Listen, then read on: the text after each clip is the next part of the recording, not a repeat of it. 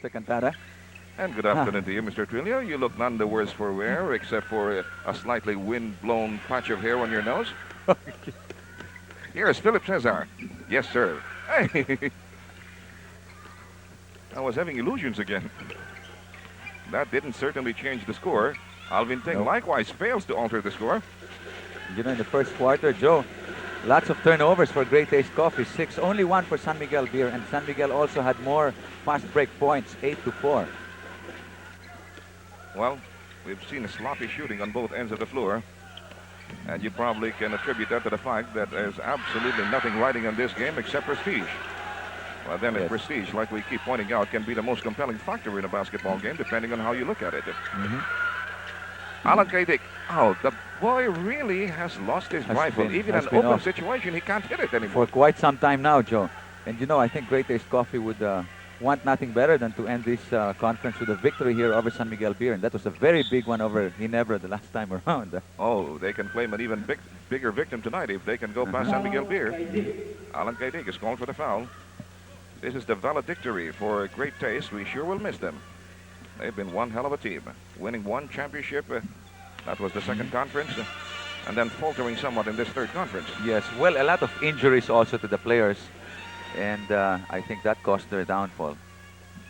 Well, Ricky Brown was the key casualty there, actually.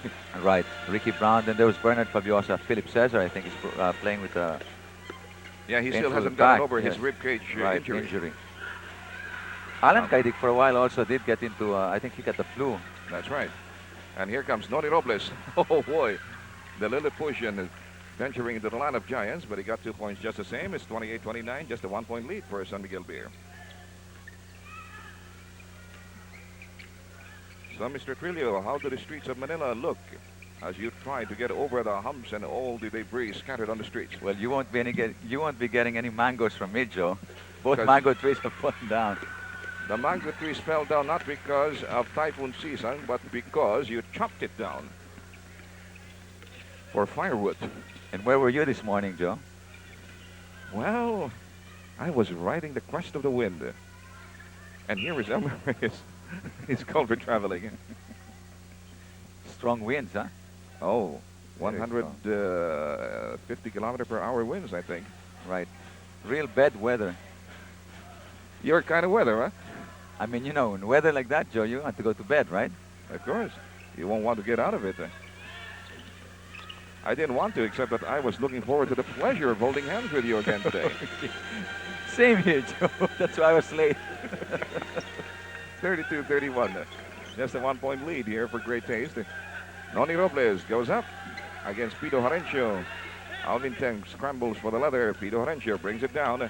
Oh, here's a guy who can really run like lightning. And wow, fantastic shot by Pito Harencio inside. He just caught that defense of Great Taste Coffee napping that time. You know, everybody is all agog about the possibilities for the championship playoffs. Of course, San Miguel Beer already has one of the slots. But then there's still a possibility of a 3-way tie for the other final spread. Mr. Trillo, would you like to amplify and explain exactly how that can happen? Well, there's so many situations, Joe. But maybe during a break, we'll give that to them. The thing is, Shell, Ginebra San Miguel, and the Hills Brothers, all three. Wait, let's watch you slow-mo first. Okay, there's a foul. And all three teams actually have a chance to play off against San Miguel Beer. There is also a possibility of a 2-way tie, Joe. A 3-way tie. A 2-way tie. Or maybe even an outright final spread for one of the three teams still involved in the in contention. And that's going to put them with San Miguel Beer. But you know, San Miguel Beer has been playing really a very good conference. What's working for them, okay, Robles takes a rest, talk comes in. What's working for them, I think, is that they've got good role players.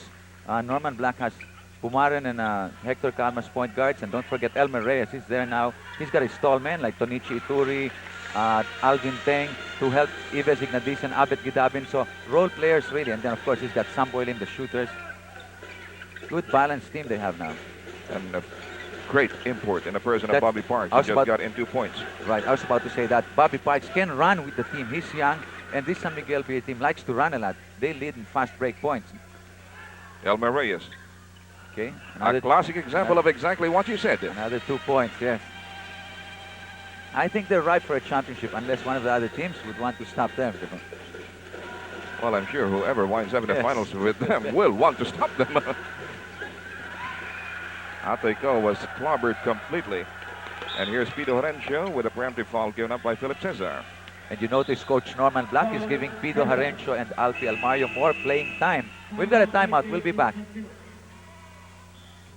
Look at that guy, partly hiding his face, but his voice cannot be denied. He owns one of the best sportscasting styles in the country today.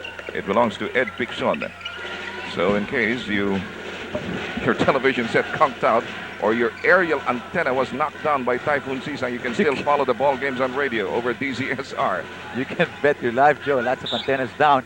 As a matter of fact, where I come from, Merville, we've got a blackout, a brownout right there. You still Right have a brownout now. at Merville? Uh-huh. Come on, you just haven't been paying your electric bills, that's why. 37-35 is the count, 2-point lead for San Miguel Beer. 6:56 to go. Well, I learned from you, Joe, so. All right, Pido Horencio with a Swiss handle drive. Hey, It pays off. He's playing very well. You know, I was saying earlier that Norman Black is giving Alfie Almario and Pido Horencio more playing time in preparation for the finals, because as it is now, he's got a deep bench. He's got about 10 players. He can use 9 to 10, but still he wants to really bring in a lot of players from the bench. Well, I was pointing out before you came around, Mr. Trillo, whichever the three teams still in contention for the other final spread San Miguel Beer will meet is going to be a very tough assignment for them. Definitely. Carpio misses. He goes to Philip Cesar. Oh, that was a smart move. 39-37, just a 2-point lead now for San Miguel Beer. We're close to the halfway house of the second quarter. Alfie Almario. Horencio tries his hand at a 3-point shot. He doesn't have it. You know, with great taste out of it, Abet Gidaben looks on track for that second MVP award, because Philip Cesar will no longer play any more games, no? That's absolutely right. And besides, getting into the final round will give him bonus points. And that will practically put him beyond reach. Right. 39 all is the count. 5:35 to go.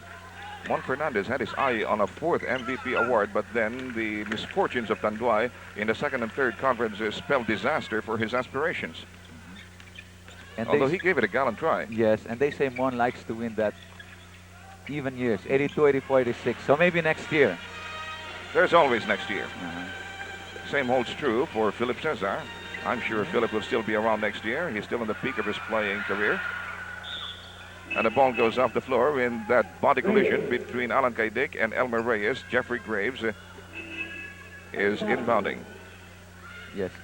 He's also checking in at the same time. That's Almario and Reyes that are being substituted now by 2 players from San Miguel, Graves and Cui. Tuates comes into the ball game for Joy Carpio. The compadres working the ball between themselves, and here's Kennedy against a double team. Bobby Parks snatches it away from his hands. Another fast break in the works. Another textbook perfect execution. Pido Horencio is really showing the right stuff, huh? Well, you know, I just got in the second quarter, Joe, but he scored about 6 or 8 fast break points. 6 points plus 2 foul shots. That's 8 points. And you know what I noticed there was Bobby Parks trailing. So the big import running with his teammates. You know, Bobby Parks is in perfect shape for a championship playoff, so they better watch out for this guy. Bet. 43-41. Beautiful catch by Philip Cesar. And the nice pitch by the import Kennedy from Great Taste Coffee. Instant milk, that is.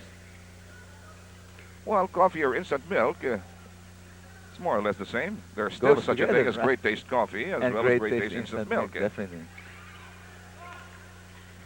We've got the count level at 43. Oh, Kennedy. Hey, he can sprint too, huh? Yes. Notwithstanding that heavy behind. He's going to make it to the 10 sexiest ball players, I'm sure. Well, in your list, I'm sure he'll top it. Parks gets the baseline. Why, Joe? Are you insinuating I like big behind? Well, you did. Well, you do have a big, you do have a big behind. Okay. 45 all is still a count. 3 minutes and 34 left before the lemon time break. A double team is clamped on Arnie Tuatles. And another case of illegal defense. This time it's going to be a technical because it's the second violation. Technical foul from Miguel Beer, set for illegal defense. But before the technical foul shot, we have a timeout.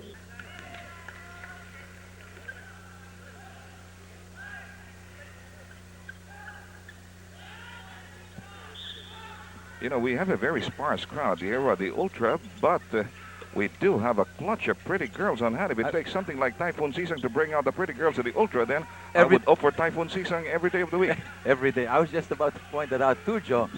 Not too many people, but quality crowd. Oh, yes, indeed. You know, just the only two faces that mar the beauty of the affair here are those belonging to yours and mine.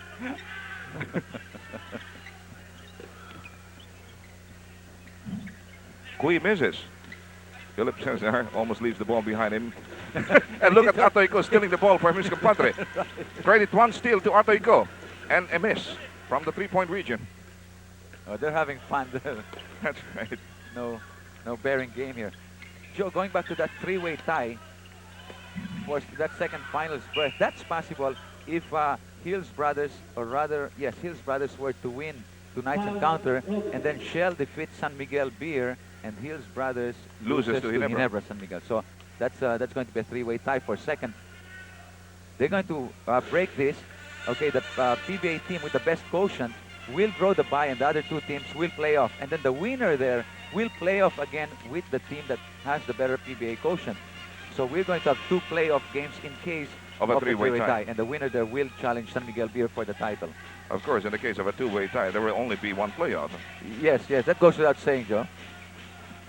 Well, they might want to extend that playoff bit into something more than just a playoff, turn it into a regular war. Okay, here's Bobby Parks. He won't be denied. Well, that was really hard to digest. I mean, you know, a two-team. It takes a man of Solomonic wisdom to figure that one out. Huh? Okay. Here's Arnie Tuatles. Now he's coming out with his best tricks in the bag.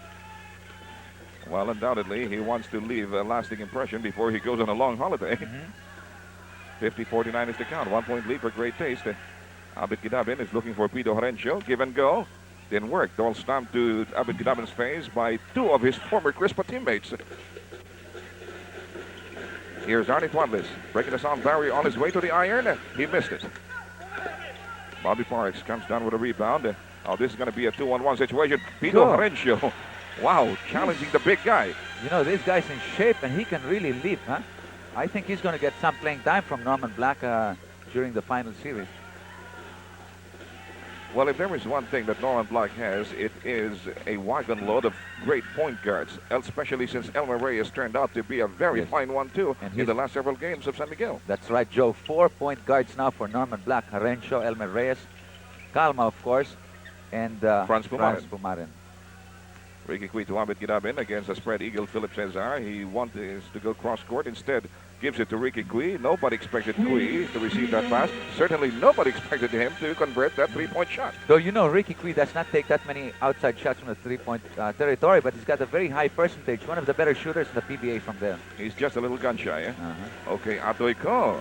Daredevil move by Atoy, showing flashes of the brilliance that distinguished a very brilliant career in the PBA. And two-time MVP in the NCAA. I remember playing against him, and he scored 50 points. Against you? I wouldn't be surprised. 56-54, 2-point lead for Great Days. I'm not downgrading your performance as a college player, Mr. Trillo. No, but just as you were overmatched. No, Atoyko is really a terrific player. Unstoppable. We were 4 or 5 guards sent in by Coach Tito Duca to take on him, and we all fouled out. I'm sure. And that's it for the first half. We'll be right back.